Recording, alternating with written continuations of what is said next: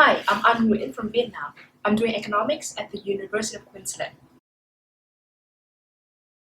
Many of my friends chose economics because after reading Freakonomics or because they were curious about the global financial crisis. My decision to study economics stems from a long passion for mathematics. Let me walk you through an example and you see why. Consider a triangle ABC. Find a point D that minimizes the total distances from D to A, D to B, and D to C. But what would motivate such a problem? Well, suppose A, B, and C are households, and the council in that town has decided where to build a new school. Then D seems to be the most efficient point, right? Because it minimizes the total distance from the houses to the school. But what if the councillor is most concerned about equality? Then O should be the most desirable point because it ensures that all of the houses are equally close to school. But what if the councillor is self-interested and he wants the school to be as close as possible to his house, right? And what if the town is democratic and everyone gets to cast votes on the issue? In the course of motivating mathematical problems like that, I was attracted to several issues studied in economics.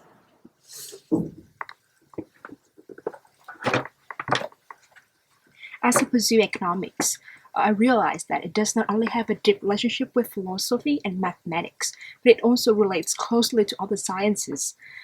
For example, many findings in psychology have found the basis for an increasing numbers of studies in behavioral economics.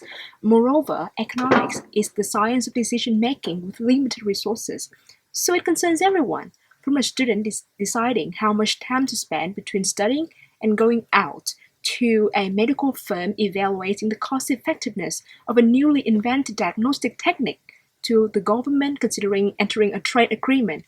How fascinating!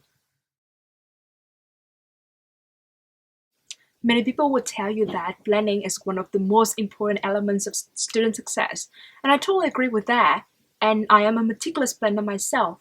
However, there's one particular activity for which I never plan: thinking. As the great economist Hayek once said, the mind can never foresee its own advance. You would never have sufficient information to correctly evaluate your time spent thinking. So I roam my mind freely, I question as I read, and I avoid taking on too many commitments so that my mind has the freedom to think whenever it wants. Secondly, I talk to other people about my ideas and theirs. This is where you discover the possible paths of developing ideas and connecting the scattered individual thoughts. Most often, ideas are not eureka moments.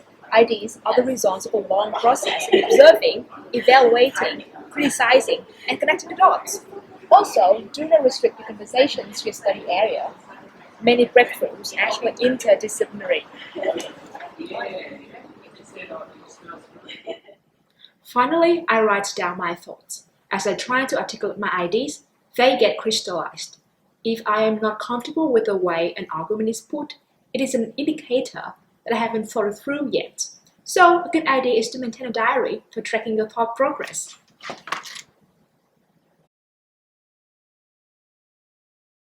I believe that my learning has already impacted my life, especially in the way I think. I've become more analytical and critical. Now it becomes my habit to question and not take anything for granted. 3 years studying at UQ, I have so fortunately met many inspiring lecturers who have introduced me to exciting ideas, trained me to be an independent researcher, and given me the confidence to pursue an academic career. My learning helps me realize what I would like to do with my life. Finally, my learning transformed my philosophical beliefs on life. I've become less judgmental and more understanding of person. Now, when I observe anything that seems to be dangerous, offending, or pointless, I know that very often it is because I have different preferences from the person that commits the action, or it is because I have incomplete information of their strategic interactions with other people. I believe that my learning makes me the person I am today, and thank you, Pearson, for giving me the opportunity to share this journey.